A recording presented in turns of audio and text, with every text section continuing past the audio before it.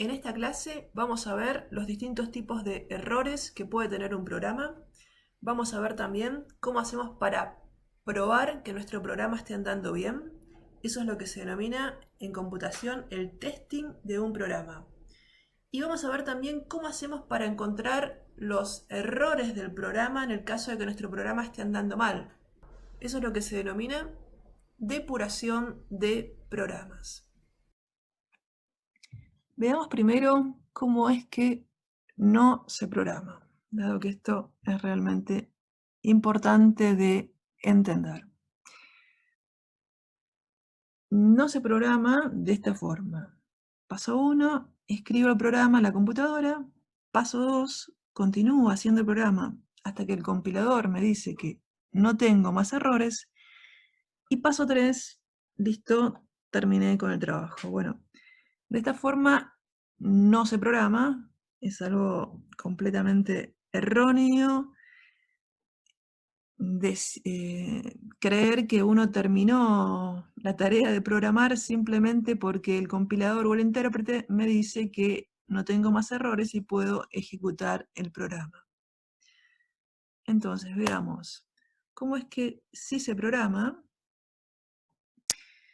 Lo que voy a hacer, bueno, voy a pensar obviamente antes qué es lo que tengo que programar, escribir un pseudocódigo y bueno, voy a escribir después el programa en la computadora, el código del programa en la computadora.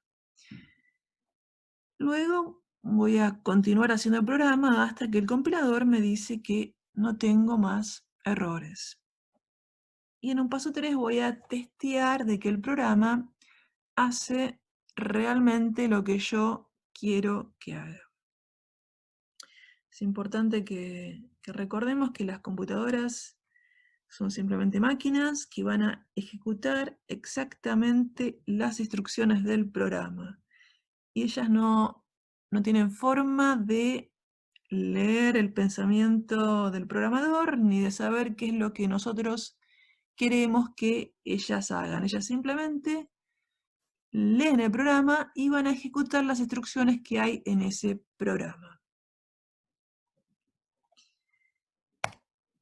Bueno, ¿cuáles son los distintos tipos de errores que encontramos en programación? Una clasificación posible sería la siguiente. Tenemos los errores sintácticos. Los errores sintácticos son simplemente las instrucciones que le ponemos a la computadora, le programamos y ponemos algún código que no está cumpliendo con las reglas sintácticas del lenguaje de programación. Entonces, como no cumple con la sintaxis, el compilador o el intérprete lo primero que va a hacer va a ser leer el programa y va a fijarse si algo de lo que escribimos no cumple con las reglas sintácticas del lenguaje de programación. Y en el caso de que no cumpliese, nos va a avisar: en esta línea no te entiendo, encontré un error de sintaxis. Es decir, nos va a tratar de ayudar todo lo posible el compilador diciéndonos en qué línea de código encuentra el error. Bueno, otro tipo de error que podemos encontrar en computación es un error de tiempo de ejecución, es decir, el programa empieza a ejecutarse porque no tiene errores sintácticos, entonces como que el compilador o el intérprete va a empezar la ejecución del programa, pero empiezo a ejecutar y me da error de ejecución, es decir, como que se corta abruptamente la ejecución del programa. Un ejemplo de tiempo de ejecución, de error de tiempo de ejecución, sería tratar de que divida por cero. Es decir, la división por cero no está definida, entonces durante la ejecución del programa me va a saltar un error de tiempo de ejecución y va a cortar la ejecución. Por lo general también el compilador o intérprete nos va a decir exactamente cuál es la línea de código en la cual saltó el error de tiempo de ejecución. Pero el error más difícil de corregir sería el error de tipo semántico, o cuando, es decir, un error de semántica. La semántica es la disciplina que trata del significado de las expresiones, el significado de las palabras. Y la sintaxis son simplemente la disciplina que trata de ver si cumplimos las reglas válidas del lenguaje. Entonces, tenemos acá las reglas válidas, la sintaxis, y acá el significado de lo que realmente queremos decir. Entonces, si nosotros hacemos un programa que queremos que haga una cosa y el programa hace algo distinto de lo que nosotros queríamos que hiciera, estamos delante de algo que se llama un error de semántica, así como que lo que escribimos no está haciendo, el código que escribimos no está haciendo realmente lo que nosotros queríamos que hiciera. Entonces, ¿cómo vamos a corregir estos errores de semántica? Los vamos a buscar ejecutando casos de test, es decir, vamos a correr varias veces el programa con una batería de test y estos casos de test nos van a indicar si tenemos o no un error en el programa. Obviamente, una de las cosas más difíciles que hay es hacer una buena batería de test. Pero bueno, ahora vamos a ver algo en esta materia, es una introducción a este tema y vamos a ver casos muy sencillos.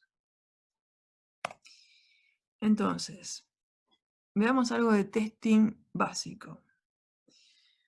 Hay muchísimas técnicas y tipos de testing, hay libros enteros escritos sobre testing, hay personas también que se dedican exclusivamente a hacer testing de software, que no programan, sino que simplemente hacen testing. O sea, realmente es algo que lleva mucho trabajo, no solamente cuando uno programa hace la codificación, sino que también invierte mucho tiempo en hacer testing, es decir, en comprobar que realmente el programa que uno hace efectúa lo que uno desea que haga. Bueno, el testing más básico, vamos a ver. ¿En qué consiste un testing súper básico? Consiste en hacer una batería, es decir, un conjunto de casos de test muy simples, ejecutar el programa y comprobar que el programa que hicimos se comporta en la forma que nosotros queremos que se comporte. Bueno, por ejemplo, nos piden hacer el programa que agarre un número y lo eleve al cuadrado y bueno, devuelva entonces el cuadrado del número. Es decir, el programa recibe como input, como entrada, un número y va a devolver el cuadrado de dicho número. Entonces, para este problema, lo que tengo que hacer es fijarme cuáles son las posibles entradas a este problema. Las posibles entradas a este problema van a ser simplemente números. Supongamos que sean solamente números enteros los que recibe este programa. Entonces, me fijo las posibles entradas de este programa y trato de buscar casos muy sencillos para tratar de cubrir las posibles entradas que pueda tener este programa. Por ejemplo, una posible batería de casos de test para este problema podría ser ponerle como caso de test que sería el cuadrado de menos 10, que me va a dar menos 10 por menos 10, 100. El cuadrado de 0, que me va a dar 0 por 0, 0. El cuadrado de 1, que es 1 por 1, 1. Y el cuadrado de más 10, que es 10 por 10, 100. Es decir, un caso de test siempre consiste en una entrada y la salida esperada para dicha entrada. Es decir, voy a poner caso de test número 1, entrada menos 10, salida 100. Caso de test número 2, entrada 0, salida 0. Caso de test número 3, entrada 1, salida 1. Caso de test número 4, entrada más 10, salida 100. Como vemos, acá no estoy poniendo el cuadrado de 254 ni de 1956 58, lo que voy a hacer es tratar de encontrar casos de test lo más simples posibles, de tal forma de poder hacer, en el caso de que sea posible, mentalmente las cuentas y encontrar muy rápido de esa forma los errores. Si yo pongo acá números más complicados, probablemente me va a costar muchísimo más encontrar dónde está el error del programa. Entonces, trato de buscar los casos de test más simples que pueda y que, dentro de lo posible, cubran las posibles entradas a ese programa. Es decir, como ven, acá estoy poniendo un número negativo, estoy poniendo un número positivo y estoy poniendo el 0, es decir, el que está en el medio de los negativos y los positivos, y también estoy poniendo el 1 para ver cómo se comporta con el 1. Por lo general vamos a tratar de poner siempre, en casos de test, vamos a poner extremos de las entradas y el caso 0 o el caso del medio.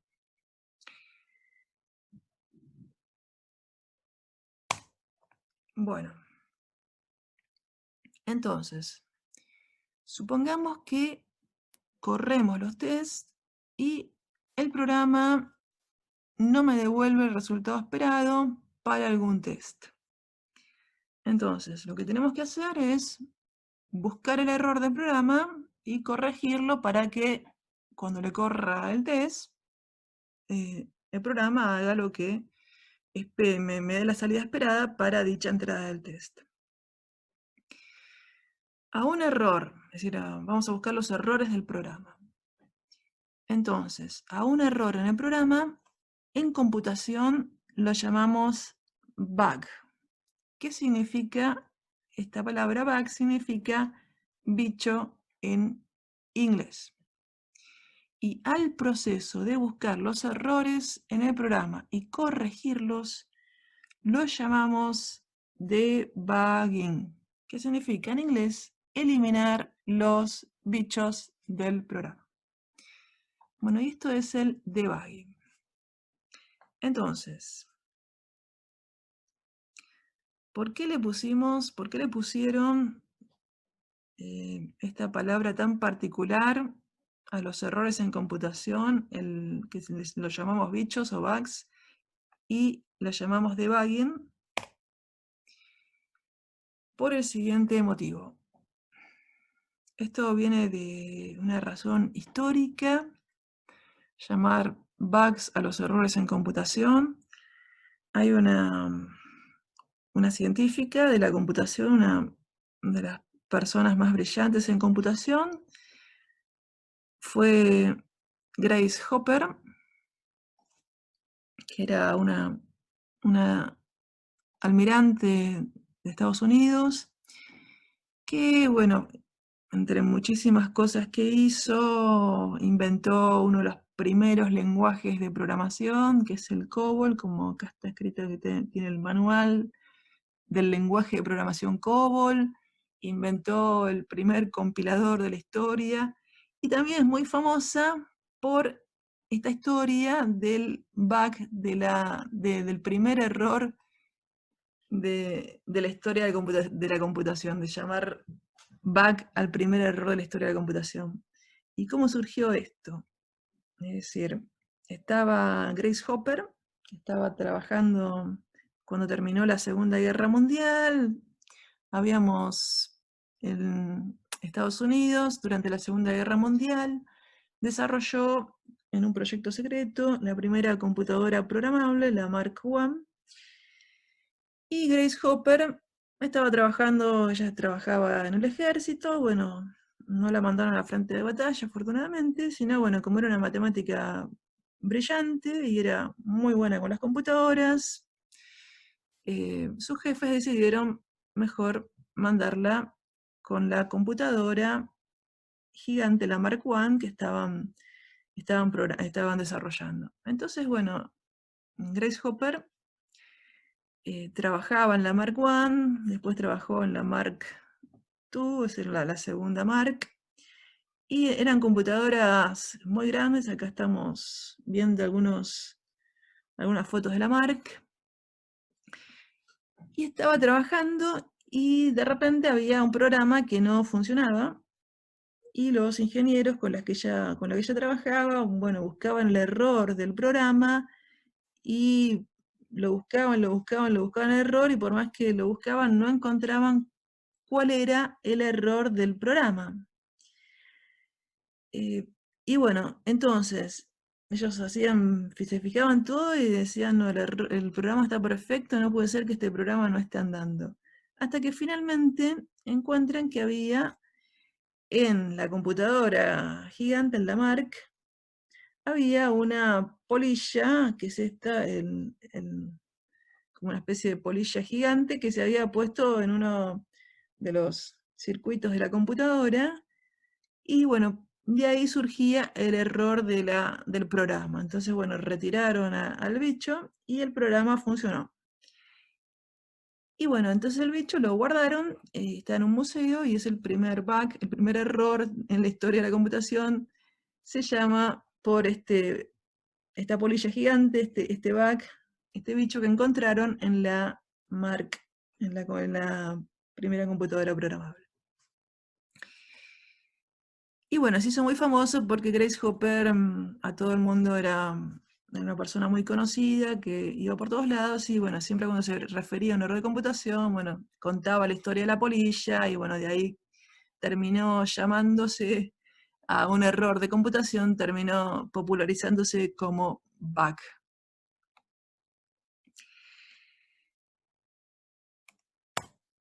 Bueno, veamos entonces ahora en qué consiste todo esto del testing y debugging en más profundidad. Para hacer el testing, habíamos dicho que lo que tenemos que hacer es poner un caso de test, corremos, ejecutamos el programa y nos fijamos si la salida de ese programa coincide con la salida esperada del caso de test, porque habíamos dicho que un caso de test consiste en una entrada y en una salida esperada para dicha entrada del caso de test. Bueno, entonces, ¿qué vamos a hacer en el caso de que nuestro caso de test lo ponemos acá y el programa nos da algo distinto a la salida esperada del caso de test? Tenemos que buscar el error, es decir, buscar el bicho, sacarlo de nuestro programa, hacerle el debugging. Y bueno, ¿cómo hacemos para encontrar el bug?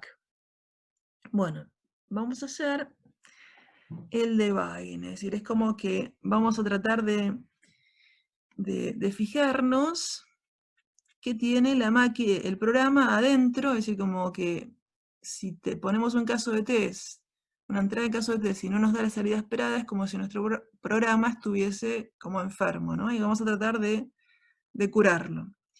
Entonces, una computadora habíamos dicho que es simplemente una máquina que almacena y manipula información bajo el control de un programa. Entonces, ¿cómo vamos a hacer para curar a nuestro programa? Nos vamos a fijar qué está haciendo esta máquina, esta computadora, con la información que le estamos dando en ese momento. Es decir, nosotros le estamos poniendo un dato a la computadora y la computadora simplemente es una máquina que almacena y manipula información. Entonces nos vamos a fijar qué operaciones, qué manipulación está haciendo con respecto a esos datos que estamos ingresando. Y de esa forma vamos a tratar de detectar en cuál paso es que está el error del programa. Bueno, entonces un programa habíamos dicho además que era simplemente una secuencia de instrucciones, ¿no? Entonces, bueno, vamos a fijar instrucción por instrucción a ver dónde está el bug. ¿Y qué está haciendo con esos datos? Es decir, con esos datos, instrucción por instrucción, los está manipulando y bueno, nos fijamos, por un lado, las instrucciones, qué está haciendo y qué está haciendo con los datos en cada una de esas instrucciones. Bueno, para ello vamos a introducir algo que se llama estado del programa. Bueno, estado del programa es, diríamos, es lo siguiente. Tenemos que un programa, habíamos dicho que uno de los elementos básicos de un programa es que tiene variables. En esas variables, el programa va a guardar datos. Y después, bueno, va a ejecutar instrucciones de tal forma de ir manipulando los datos que tienen las variables y sacar un resultado final. Bueno, el estado de un programa sería como una foto que nos indica en un momento dado qué valor tiene cada una de las variables del programa. Es decir, tenemos como todas las variables que tiene el programa y nos fijamos en cada una de esas variables qué valor tiene y ese es el estado del programa en ese momento. Un estado de una variable es simplemente decir qué valor tiene la variable en ese momento. Bueno, entonces cuando ejecutamos un programa, va a inicializarse en las variables del programa se van a inicializar, bueno, como las inicialicemos nosotros en 0 o como las inicialicemos, y ese va a ser el estado inicial. Entonces, en el estado inicial, si estamos testeando, vamos a ponerle la entrada del caso de test. Y vamos a ejecutar el programa, entonces el programa va a agarrar y va a empezar a manipular los valores que están adentro de las variables. Y se va a formar una sucesión de estados, que son la sucesión de todos los estados por los que pasa el programa en una ejecución, es lo que se denomina computación. Es decir, una computación es simplemente le pongo una entrada y saco una foto del estado de las variables, hago una instrucción, saco otra foto del estado de las variables, ejecuto otra instrucción, saco otra foto del estado de las variables, y así voy sacando fotos para cada una de las instrucciones hasta que termino y tengo el estado final. Es decir, una computación es simplemente la sucesión de todos los estados por los que pasa el programa cuando hago una ejecución del programa. Desde el estado inicial hasta el estado final va a haber un montón de estados intermedios, una sucesión de estados intermedios, y eso, toda esa sucesión desde la inicial, todas las intermedias, la final, es lo que se denomina una computación. Bien, entonces, veamos cómo se relaciona el testing y el debugging. Tenemos la entrada del caso de test, el programa y la salida esperada del caso de test. Bueno, en el testing lo que voy a hacer es simplemente fijarme, en la fase inicial de testing me voy a fijar solamente en el estado inicial y en el estado final de la computación. Es decir, simplemente me fijo, bueno, le pongo el estado inicial, en el caso de test le pongo el caso de test, y bueno, me fijo si me da la salida esperada. Es decir, como que no voy a necesitar todos los estados intermedios. En cambio, en la fase de debugging, sí voy, es decir, agarro, me pongo a hacer, le pongo la batería de test, hay algún test que me falla, algún caso de test que me falla, entonces lo que voy a hacer es ir a la fase de debugging, de tratar de encontrar por qué ese caso de test me está andando mal.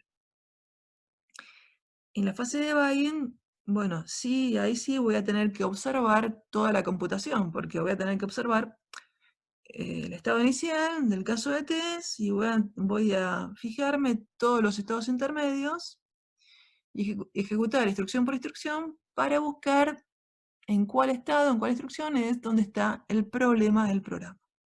Y así hasta que llego al estado final.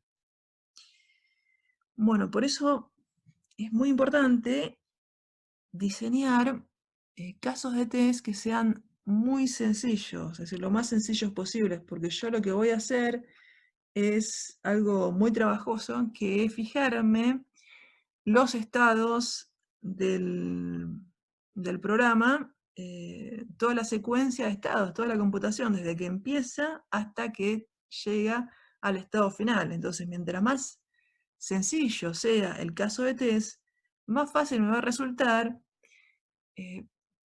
verificar, es decir, poder seguir el estado del programa. Es decir, si le pongo un caso de test muy simple, por ejemplo, el 0, como que me va a ser muy fácil verificar, ver mentalmente cuáles son las cuentas, cuáles son los cálculos que está haciendo la computadora. Mientras más complejo sea el caso de test que le estoy poniendo, más difícil va a ser para mí seguir el estado de la secuencia de estados de la ejecución del programa.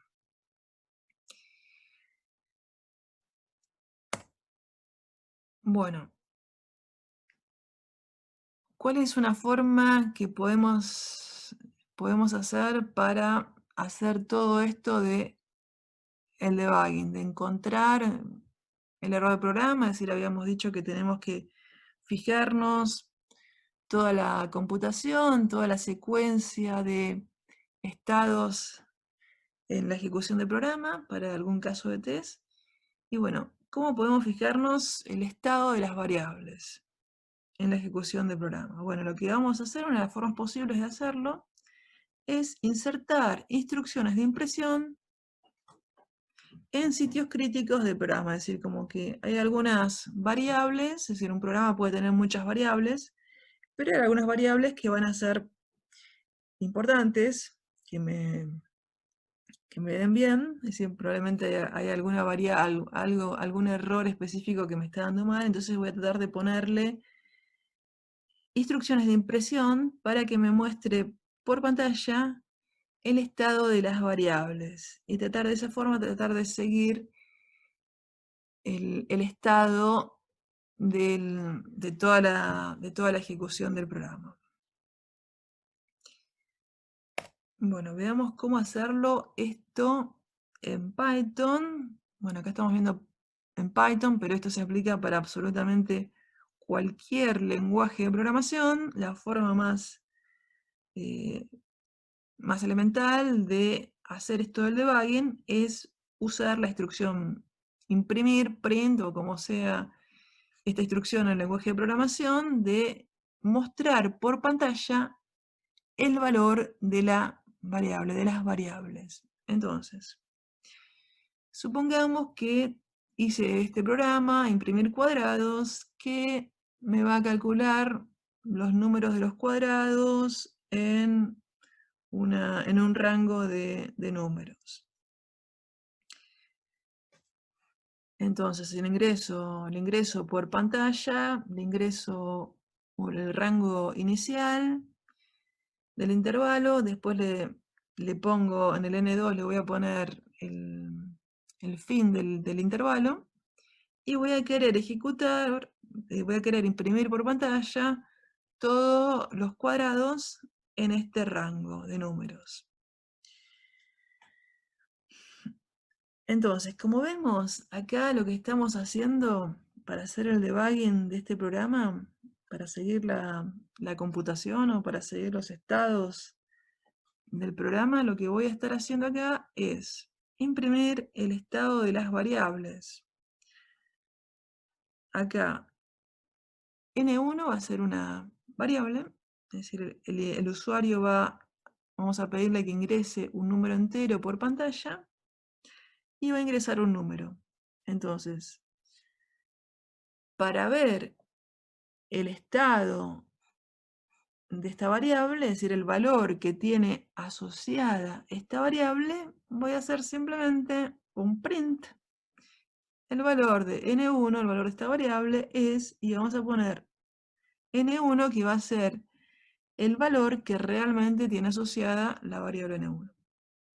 Luego el usuario, bueno, le decimos, bueno, ingrese otro número entero, entonces ese número entero lo va a ingresar y bueno, va a ser asignado al n2. Y bueno, para ver el estado de la variable n2, simplemente le pongo otro print. El valor de n2 es n2. Y luego voy a entrar en este ciclo y acá me voy a fijar el estado de la variable x. Y bueno, para ver el estado de la variable x, otra vez uso el print. Y le pongo, bueno, esto va a ejecutar el encabezado del ciclo, y bueno, x va a agarrar un valor, que habíamos visto que lo agarra de esta expresión, evaluando esta expresión, el range, lo que va a hacer es un rango de números entre el n1 y n2 menos 1. Entonces el primer valor que le va a asignar a x va a ser el n1. Entonces ejecuto y en la primera iteración me va a decir el valor de x es x, que va a ser, si anda bien el programa, va a tener que decir n1. Y luego me va a imprimir por pantalla x por x. Después, bueno, va a pasar al segundo número que haya en este rango y otra vez me va a imprimir el valor de x, que va a ser el n1 más 1. Y así hasta que termina el ciclo. Y luego, bueno, me imprime esta instrucción. Entonces, como vemos, lo que estamos haciendo es realmente ver el estado de toda la computación. Estamos viendo el estado de todas las variables que tiene el programa y cómo está modificando el estado de las variables durante toda la ejecución del programa, desde que inicia hasta que termina la ejecución. Bueno, acá tenemos un ejemplo de ejecución de ese programita. Ponemos Python pi, supongamos que el usuario ingresa al 5 y me va a mostrar el valor del estado de la variable, el estado de la variable n1, que es 5. Ahora el usuario ingresa un 8 y me va a decir, bueno, el valor de n2, es decir, me va a mostrar el valor asociado a la variable n2, el estado de la variable n2 es 8. Luego va a entrar en el ciclo y me va a mostrar el estado de la variable x hasta que termina todo el ciclo, es el 5, el 6 y el 7, porque entre el 5 y el 8, range de 5, 8 me va a dar 5, 6, 7. Entonces, como vemos, efectivamente está funcionando bien, es lo que nosotros esperamos que haga el programa, y así vemos toda la computación, es decir, toda la sucesión de estados que hace este programa. Bueno, ¿qué problema tiene ese método de los prints? A pesar de que, bueno, lo utilizamos, es el primer método que utilizamos para programar, para debuguear, lo primero que uno hace siempre es escribir print, porque es lo más, ya sale en forma natural escribir print.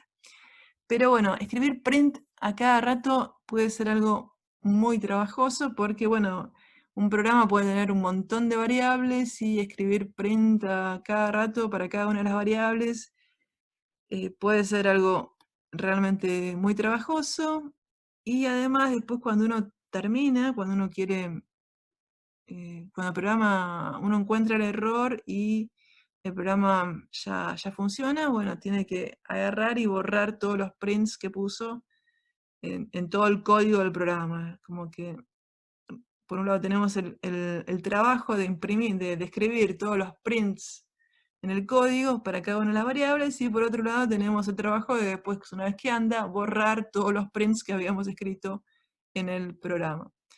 Entonces, una de las cosas más útiles que hay en computación es utilizar un IDE, un Integrated Development Environment, que simplemente es una aplicación de software que nos va a dar un montón de cosas que son útiles para hacernos más fácil la tarea de desarrollar software.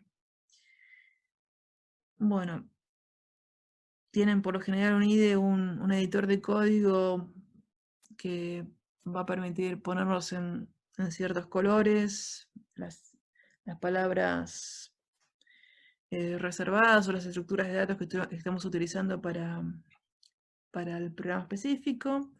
Nos van a dar herramientas automáticas para construir código, y nos pueden dar un montón de cosas más. Y una de las cosas fundamentales que nos da un IDE es esto del debugger, es decir, como es una de las cosas imprescindibles y más útiles que hay en computación, es esto del debugger, es decir, tener un IDE que nos dé un debugger es simplemente como que en vez de tener que ponerle un print a cada rato, esta herramienta, este IDE, nos va a facilitar esta tarea y nos va a mostrar el estado de las variables, de todas las variables, sin que yo tenga que insertar prints por todo el código. Y esto, bueno, nos va a permitir seguir la ejecución del programa, es decir, nos va a permitir seguir la computación y ver el estado de las variables y encontrar el error. El IDE que estamos usando en esta materia es el Visual Studio Code, pero bueno, pueden, si quieren, utilizar otro IDE, aunque este es sumamente recomendable. Bueno, veamos entonces cómo es el debugger en el Visual Studio Code. Bueno, supongamos que quiero debuguear el mismo programa que habíamos visto en la slide anterior, que era de imprimir los cuadrados de los números en cierto rango de números ingresado por el usuario. Acá, como vemos, este es el debugger en el Visual Studio Code,